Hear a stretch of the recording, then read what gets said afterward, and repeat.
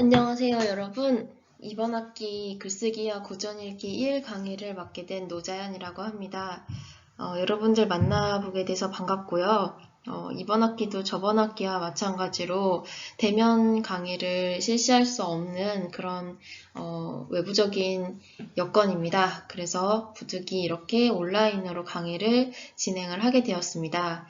저번 학기에 온라인 강의를 수강해 보아서 아마 여러분들이 기존보다는 좀 덜 헤매고 온라인 강의에 적응을 할 수 있지 않을까 생각을 하고 있습니다. 네, 저도 저번 학기 경험을 통해서 얻은 노하우를 바탕으로 여러분들이 좀 더 알차고 또 편안하게 수업을 들을 수 있도록 매주 강의를 준비하도록 하겠습니다.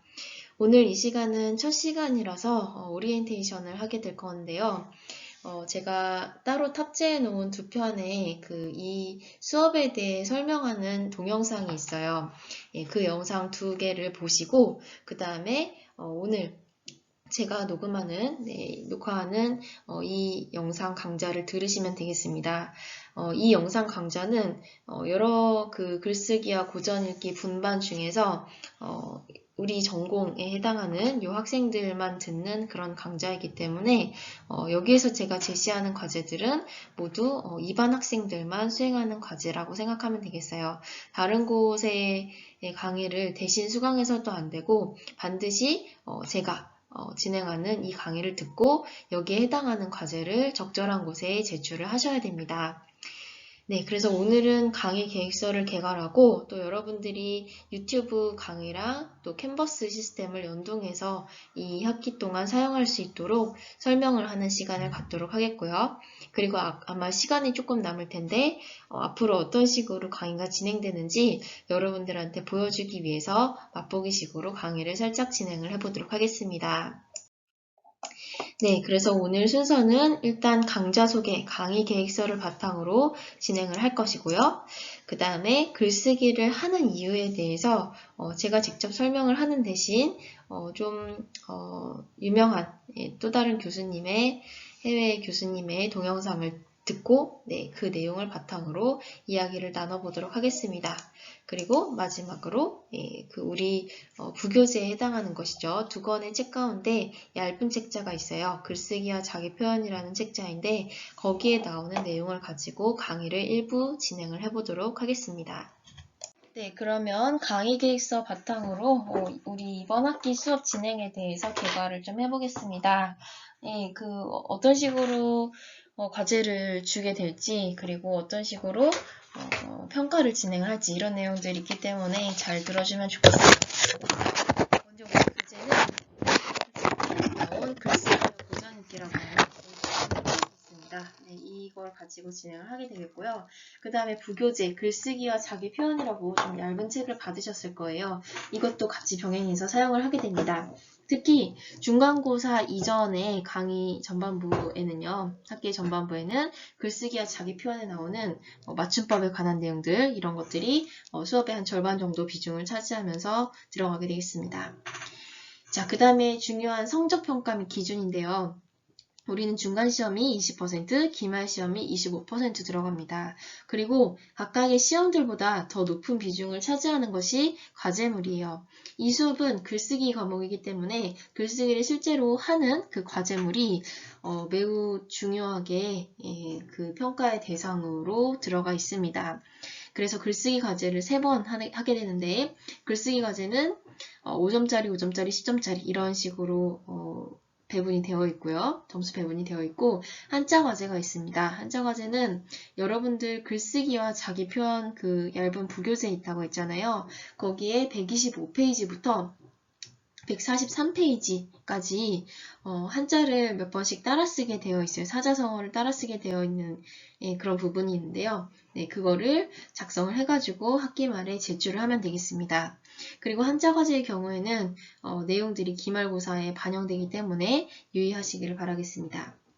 마지막으로 출석 점수가 있습니다. 25%나 차지하죠. 네, 대부분의 학생들이 특히 또 온라인 강좌가 진행되는 이 학기에는 출결 점수에서 감점이 되는 경우가 거의 없습니다. 네, 그 말은 여러분들이 혹시라도 실수로 출결 체크를 빼먹으면 점수에 상당한 불이익이 있을 수 있다는 이야기겠죠. 그래서 출석 체크 유념하시기 바랍니다. 저는 출석 체크를 매 시간 과제를 간단한 것이라도 부여하고 그 과제를 제출했는지 여부로 체크를 하려고 합니다. 그러니까 그 과제가 동영상 중간에 제시가 되니까 반드시 동영상을 꼼꼼하게 다 들으시고 거기에 해당하는 과제를 따로 제출을 하기를 바랍니다.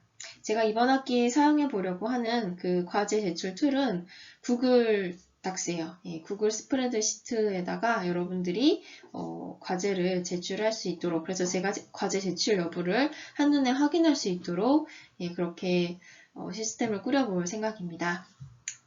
자, 그 다음에요. 밑에 그 강의 업로드랑 관련한 내용들이 있는데 한번 봅시다. 유튜브에 강의를 업로드할 예정이고 이건 아마 저번 학기에 여러분들이 수업들을 들어봤기 때문에 어떤 건지 알 거예요. 예, 그리고 유튜브라든 돌아가는 거랑 별개로 캔버스도 여러분들이 매번 체크를 하셔야 됩니다. 매주 강의 콘텐츠란에다가 해당 동영상, 제가 이제 유튜브에 올린 동영상뿐만 아니고 매주 수업 출석 인정 요건인 과제를 제시를 할 생각이에요. 네. 그래서 강의를 꼼꼼하게 꼭 듣고 준수를 하시길 바랍니다. 제가 매주 제시하는 출석 인정 과제는 수업이 있는 주의 금요일 자정까지 완료하시면 되겠습니다. 네, 이번 주 월요일 강의잖아요. 네, 이번 주 금요일 자정까지 써서 올리시면 되겠어요. 그리고 여러분들이 과제 제출이 금요일 자정까지이기 때문에 그 전에 언제든 수업을 들으면 됩니다. 제가 꼭 시간표상에 월요일이 수업 시간이기 때문에 이때 꼭 수강을 하십시오 이렇게 이야기를 하지는 않겠지만 여러분들 스스로 그렇게 규칙적으로 들을 수 있도록 하는 것이 좋겠죠. 또 과제를 제출하기까지 시간을 너무 빠듯하게 잡지 마시고 여러분들 스스로 원칙을 세워서 대충 월요일 안에는 수업을 듣는 것으로 이렇게 하시기를 권장합니다. 그리고 캔버스 상에서 질문을 받고 응답을 합니다. 여러분들 메시지 기능 아시죠? 메시지 보내는 기능이 캔버스에 있습니다. 그래서 캔버스 상에서 질문을 해주시면은 제가 회신을 드리도록 하겠습니다. 자, 그 다음에 글쓰기 과제 같은 경우에는 한 학기 동안 저는 한 편의 완결된 비평문을 작성하도록 할 예정입니다. 그러면은 과제가 하나가 아닌가라고 여러분들이 생각하겠죠. 근데 저는 과정 중심 그 평가를 하기 때문에 한 편의 비평문을 작성하기 이전에 개요를 쓴다든가 초안을 쓴다든가 이런 중간 단계들을 그때그때 평가를 할 것입니다. 그래서 결과물은 하나이지만 그 중간에 제가 3번 정도 중간 과정을 체크한다는 것을 유념하시길 바라겠어요. 그리고 한자 과제의 경우에는 여러분들 스스로 글쓰기와 자기 표현을 지금 한번 보세요. 어떤 한자 과제인지 한번 보시고 제가 이거를 기말고사 보는 날 확인을 할 텐데, 쓰셨는지 확인을 할 텐데, 그 전에 하려고 하시면은 시험 공부 준비도 하셔야 되고 되게 바쁠 것입니다. 이게 생각보다 시간이 많이 걸리는 일종의 빡빡이 과제이거든요. 그러니까 미리미리 하루에 한 페이지라든가 이렇게 분할해가지고 미리미리 해놓으시길 바라겠습니다. 자, 그러면은 이제 본격적으로 수업이 어떤 식으로 운영되는지 주차별로 살펴보도록 하겠습니다. 오늘 이 시간 1주차는 이렇게 수업에 대해서 오리엔테이션 하는 시간이에요. 다음 시간부터 본격적인 수업이 시작이 될 텐데 다음 주 같은 경우에는 봅시다. 글쓰기와 자기표현 얇은 책자죠. 이거에 1부 1장 틀리기 쉬운 한글 맞춤법 이거를 살펴볼 것입니다. 그리고 3주, 4주 계속 비슷해요. 그 글쓰기와 자기 표현 책을 가지고 같이 공부를 하는 동시에 우리 주교재에 나와 있는 요 내용이죠. 주교재에 나와 있는 글쓰기의 이론에 대해서 제가 좀 설명을 할 예정입니다. 그렇게 2, 3, 4, 5, 6, 7 이렇게 주가 흘러가면서 비슷한 내용을 여러분들이 공부를 하게 되고 8주차에 우리가 중간고사를 보게 됩니다. 중간고사 이후에는 좀 다른 내용이에요. 삼국유사라든가 열화일기라든가 하는 고전 작품, 우리 수업 제목이 글쓰기와 고전일기잖아요. 그래서 주요 고전 작품들을 매주 한 편씩 읽도록 할 거예요. 그래서 저의 목표는 삼국유사나 열화일기, 금오시나 악규정전, 장자 등 5편의 작품을 여러분들에게 감상을 시키는 것입니다. 물론 이 작품들이 다 책 하나하나이기 때문에 내용이 긴 것들이 많아요. 단편 소설이나 뭐 이런 게 아닌 것들이 많아서 전편을 다 읽지는 못할 것입니다. 하지만 우리 교재에 발췌되어서 소개된 그 부분 플러스 제가 여러분들한테 좀 더 가져와서 보여주는 부분 해가지고 좀 풍성하게 읽을 거리를 제공하도록 하겠어요. 그래서 한 주에 한 편씩 주요 작품에 대해 강의를 듣고 작품에 대한 생각을 여러분들이 발전시키시면 되겠습니다. 이 작품을 읽을 때 여러분들에게 제가 제시하는 또 다른 과제가 있는데 그 질문을 생성하는 과제인데 이것이 그 평가에 들어가기 때문에 이 내용은 그 중간고사 이후에 제가 다시 한번 설명을 해주도록 할게요. 네, 그래서 15주차에는 기말고사를 보게 되는데 저번 학기의 경우에는 기말고사 날 처음이자 마지막으로 학생들의 얼굴을 대면을 했었습니다. 이번 학기에는 어떻게 될지 모르겠어요. 사실 이번 학기 그 대면 수업을 예정을 하도록 되어 있었어요. 그래서 한 학기에 뭐 2~3번 정도 대면 수업을 진행을 하도록 몇 주 전까지만 하더라도 저도 그렇게 공지를 받았는데 요즘 사태를 보면은 사실 이게 언제 진정이 될지 정확하게 장담을 할 수가 없는 상황입니다. 그래서 언제 되면 수업을 하게 될지는 제가 좀 미리 공지를 하도록 할게요. 조금 여건도 풀리고 하면은 2주 전, 최소 2주 전에 다다음 주 강의실을 나와서 오프라인 수업을 하겠습니다. 라고 이야기를 할 테니까 그거를 반드시 참조를 해주시길 바라겠습니다. 꼭 이번 학기에는 기말고사 이전에 대면 강의를 진행을 할 수 있기를 바라겠습니다.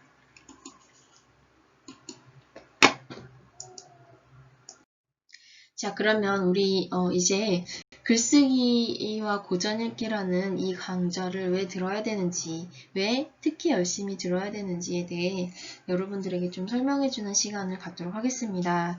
여러분들이 제가 일방적으로 전달하는 것보다 스스로 생각하고 또 동기가 부여되기를 바라는 마음에서 한 개의 동영상을 가지고 왔습니다.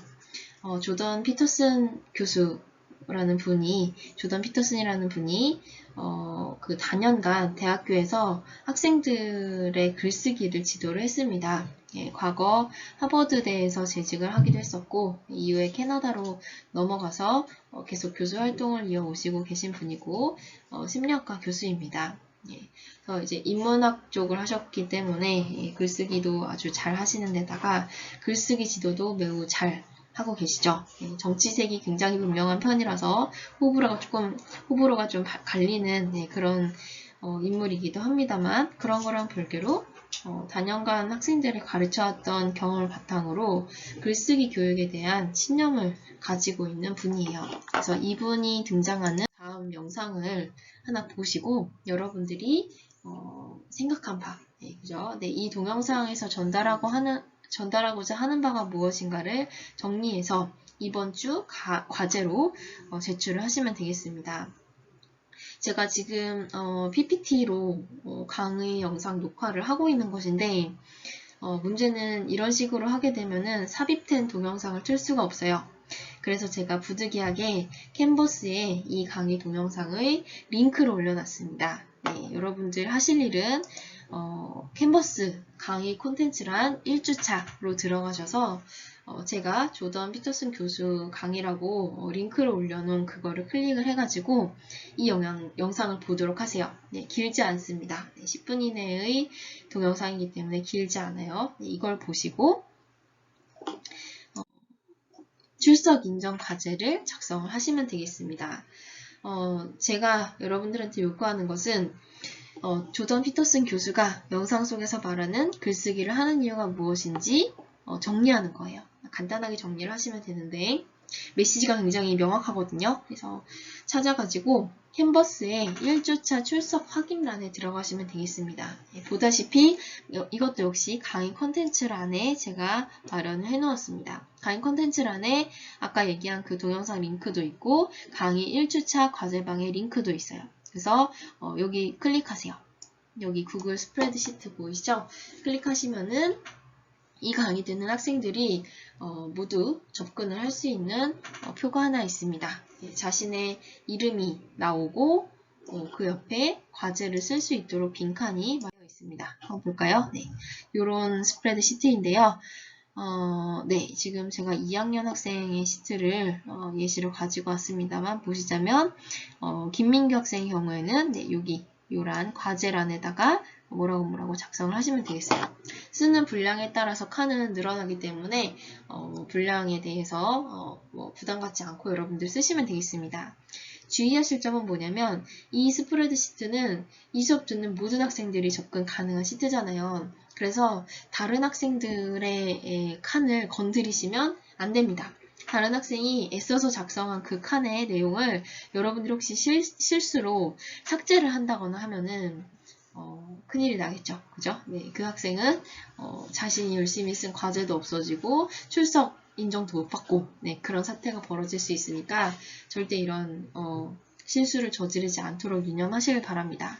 또 하나 여러분들이 과제를 올리셨다면요. 올리고 나서 사진을 하나씩 폰카로 찍어서 남겨놓길 바랍니다.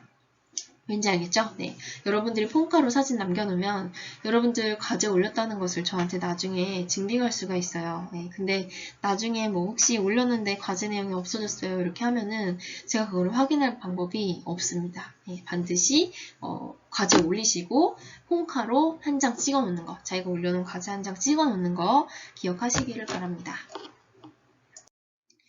자, 오늘 남은 시간 동안에는 앞으로 우리가 같이 공부를 하게 될 내용이에요. 한글 맞춤법에 대해서 좀 여러분들한테 가르쳐주고 간단하게 수업을 끝맺도록 하겠습니다. 제가 여러분들한테 요구하는 것은 이 수업을 수강하고 난 다음에 대학교를 졸업한 사람들한테 사회적으로 요구되는 수준의 글쓰기 능력을 갖추는 것, 네, 이거를 목표로 하고 있습니다. 글쓰기 능력에는 정서법에 맞게 쓰는 능력 역시 포함이 됩니다. 바르게 쓰는 것이죠. 그래서 맞춤법을 정확하게 이해를 하고 그 다음에 여러분들이 그냥 단지 직관적으로 이렇게 쓰는 게 옳은 것 같아 라고 알고 있을 뿐 아니라 그것과 관련된 문법적인 원리까지도 파악하고 누군가한테 왜 이렇게 쓰는 것인지 명쾌하게 설명할 수 있을 정도로 이해하도록 그렇게 하고 싶어요. 네, 여러분들한테 설명을 자세하게 해줄 테니까 뭐 고등학교 때나 이럴 때 들었던 설명보다 훨씬 자세하게 문법적인 설명을 같이 부과할 생각이니까 이 내용들을 정확하게 듣고 왜 그런 식으로 쓰는지 이유를 정확하게 이해를 하시기를 바라겠습니다. 자, 우리 글쓰기와 자기표현 얇은 책 7페이지를 한번 보도록 하겠습니다. 2번 문항이 보이죠? 네, 제가 모든 문항에 대해 다 설명을 할 수는 없고 수업 시간에 중요한 문항 위주로 자세하게 설명을 하도록 하겠습니다. 우리 교재에는 이렇게 나와 있습니다. 내가 어제 만난 사람은 미영이었다, 미영이였다. 둘 중에 무엇이 옳은지 골라야 돼요. 우리 교재에 작은 따옴표가 없는데 없는 상태에서는 문항이 성립하지 않거든요. 여러분들 교재에다가 작은 따옴표를 써 넣으시고요. 이 상태에서 무엇이 옳은지 골라보시기 바랍니다. 무엇이 옳은가요? 네, 두 번째, 미영이였다. 이렇게 쓰는 것이 옳습니다. 자, 왜 그런지 한번 볼까요? 이거 좀 헷갈립니다. 제가 였다 헷갈릴 때는 여러분들에게 뭐뭐이다라는 기본 형태로부터 거슬러 올라가라고 권하고 있습니다. 뭐뭐이다. 여러분들 고등학교 때 배웠겠지만 이건 품사가 뭔가요? 네, 조사입니다. 조사, 서술격 조사라고 이야기하죠. 이다 같은 경우에는 조사 중에서도 형태가 변화하는 서술격 조사인데요. 이 이다가 미영이라는 체언에 붙은 최초의 상태는 이것입니다. 미영이 이다 였겠죠. 그죠? 근데 미영이 이었다가 되었어요. 어시 붙으면 어떤 의미가 추가가 되나요? 네, 과거의 의미가 추가됩니다. 그래서 과거 시제 선, 어말, 어미라고 에 대해서 이야기를 하죠. 미영이 이었다예요. 근데 이엇이 축약이 될 수가 있습니다. 네, 얘네가 줄어서 엿으로 바뀔 수가 있어요. 그래서 미영이 였다가 되는 것이죠. 네. 자, 그러면 예를 들어서 한번 또 다른 사례를 살펴보도록 하겠습니다. 나를 놀라게 한 것은 자연이 이었다. 네, 그리고 나를 놀라게 한 것은 자연이었다. 네, 이 두 가지 예문이 나와 있는데 제 이름이 자연입니다. 네, 사람 이름으로서의 자연이 이거를 넣어서 해보자면 자연이 뒤에 똑같이 이다라는 기본 형태가 오겠죠.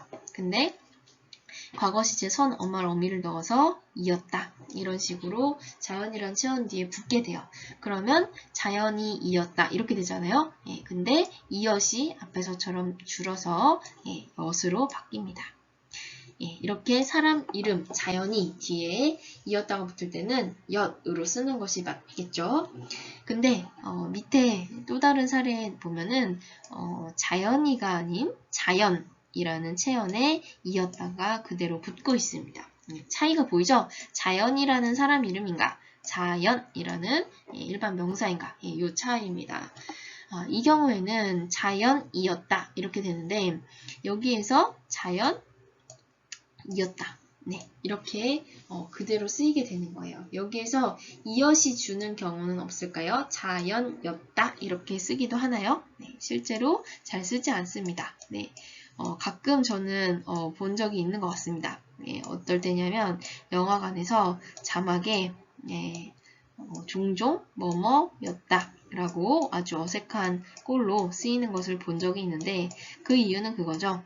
영화 자막 같은 경우에는 글자를 넣을 수 있는 지면이 매우 좁습니다. 그죠? 글자를 넣을 수 있는 그 공간이 좁고 넣을 수 있는 글자 수가 제한되어 있기 때문에 줄일 수 있는 것은 최대한 줄여야 되는 장면들이 있어요. 네, 그럴 때 이엇이라고 쓰는 대신 엿이라고 줄여서 쓰는 것이죠. 네, 하지만 이렇게 쓰면 매우 어색해 보이기도 하고 실제로 이런 방식으로 쓰는 사람들은 없습니다. 네, 그래서 자연 이렇게 끝나는 체연 뒤에는 그대로 이었다를 살려서 써준다는 거 여러분들이 이해하시면 되겠습니다.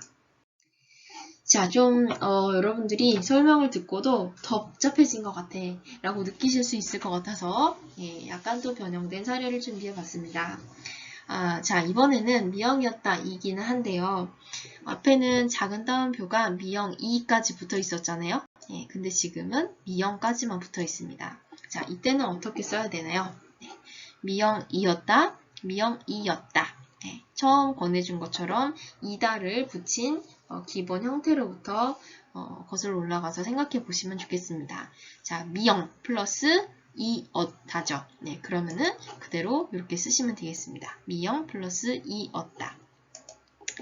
자, 그러면 우리 앞서 봤었던 미영이와 지금 보시는 미영의 차이를 알 수가 있을 거예요. 자, 미영이 같은 경우에는 여기에 이다가 붙었고 여기에 과거 시제를 뜻하는 엇이 들어가가지고 이엇이 줄었습니다. 그래서 엿으로 바뀌었습니다. 미영이였다 이렇게 되는데요. 만약에 미영으로 끝났다면 여기에 이다가 붙고 엇이 붙어가지고 그대로 줄지 않은 형태로 미영이였다 이런 식으로 쓰이게 되는 것입니다. 그러니까 우리 교재에 나와 있는 것처럼 작은 따옴표가 없는 상태에서는 앞에 것도 맞고 그죠? 뒤에 것도 맞고 그렇습니다. 그래서 답을 고를 수 없는 형태였는데 작은 따옴표를 넣음으로써 답을 여러분들이 고를 수 있게 되는 것이죠. 그렇죠? 아까 제가 처음 얘기한 그 문제가 성립하지 않는다라는 게 무슨 의미인지 여러분들이 이해했기를 바라겠습니다. 자, 그러면 우리 다음 체온 뒤에 이었다 또는 였다를 자연스럽게 붙여보도록 하겠습니다. 자, 개 뒤에는 무엇이 오나요? 개이었다니까 개이었다 이렇게 말을 잘 안 하죠? 이엇이 준 형태로 개였다 이렇게 쓰죠. 그것은 개였다.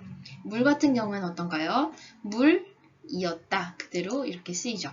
사람은요? 사람이었다 그대로 이렇게 쓰이죠. 노트북은요. 노트북이었다. 그대로 이렇게 쓰입니다. 딸랑이는요. 딸랑이이었다. 인데 딸랑이였다. 라고 줄여서 쓰게 됩니다. 그러면 여러분들 혹시 지금 제가 예로 든 요 5가지 사례들을 바탕으로 어떤 것에는 엿이 붙고 어떤 것에는 이엿이 붙는지 추론할 수 있습니까? 네. 자, 이엿의 경우에는 물, 사람, 노트북에 해당하는 것들 뒤에 붙고요. 엿의 경우에는 개, 딸랑이 뒤에 붙습니다. 자, 이 차이는 어디에서 오는 것일까요? 네, 맞춘 학생들도 있겠습니다만 이것은 이었다 앞에 오는 체언에 받침이 있는지 없는지 여부에 따라서 달라지는 것입니다. 자, 보시면 개와 딸랑이 같은 경우에는 받침이 없잖아요. 없을 경우에는 이엇이 줄어서 엿이라는 형태가 오게 됩니다. 물, 사람, 노트북 같은 경우에는 받침이 있어요. 그럴 때는 이었다가 줄지 않고 그대로 붙게 됩니다. 아까 전에 미영과 미영이 이것의 차이도 여기랑 연결해서 생각하시면 좀 쉬울 것입니다. 미영 뒤에 이었다가 올 경우에는 미영이었다 이렇게 되잖아요. 근데 미영이 뒤에 이었다가 올 경우에는 미영이였다 라고 줄어든 그 엿의 형태로 오게 되는 것을 여러분들 떠올릴 수 있을 것입니다. 자, 이어서 좀 더 응용할 수 있는 예제를 한번 풀어보도록 할까요? 네. 자, 이번 축구 결승전은 제가 본 것 중 가장 재미있는 경기였어요. 자, 경기이다로부터 시작해봅니다. 경기이다, 경기이었다, 네. 경기이었어요. 자, 여기에서 이엇이 줄 수 있습니다. 그래서 경기이었어요. 이런 식으로 쓰시면 되겠어요. 똑같은 의미입니다만 이번의 경우에는 경기 대신 게임이라는 체언을 넣어 보았습니다. 자, 재미있는 게임이다. 재미있는 게임이었다. 재미있는 게임이었어요. 네, 이런 식으로 쓰이게 되겠죠. 네. 게임이엇이 줄어서 엿으로 쓰이는 경우는 잘 없습니다. 3번. 엄마, 제 여자친구 이름은 김현아예요. 입니다. 이거는 약간 응용이 있는데요. 자, 이것도 역시 이다로부터 시작해 봅시다. 김현아예요. 자, 김현아이다. 이다. 자, 이다. 그 다음에 이거를 해요체로 바꾸면은 이에요예요. 제가 이거는 약간 응용이기 때문에 매우 열악한 환경이지만 쓰고 있습니다. 이에요. 자, 그러면 제 여자친구 이름은 김현아이에요인데요. 여기에서 이해가 줄 수 있어요. 네, 바로 예로 형태가 바뀔 수가 있습니다. 그래서 김현아예요 이렇게 뒤에 것처럼 쓰시면 되는 것이죠. 자, 이런 식으로 한글 맞춤법에 대해서 다음 시간에도 계속해서 배우게 될 것입니다. 플러스 글쓰기의 이론에 대해서 같이 살펴볼 거예요. 네, 오늘 수업은 여기까지 진행을 하고요. 여러분들 잊지 말고 제가 이번 시간 과제로 제시했던 동영상 보고 그 내용 정리해서 구글 스프레드시트에다가 올리기 꼭 완료를 하시기 바라겠습니다. 시간은 언제까지라고 했죠? 네, 금요일, 이번 주 금요일 자정까지입니다. 제가 아마 주말 정도에 여러분들 그 출석을 확인할 시간이 날 거예요. 그러니까 반드시 금요일 자정까지 올려주시면 되겠습니다. 자, 오늘 수고 많았고요. 부푼 가슴을 안고 2학기를 힘차게 시작해 보도록 하겠습니다. 네, 여러분들 한 학기 온라인으로 수업하는 또 다른 한 학기 정말 응원합니다. 다음 시간에 보도록 하겠습니다.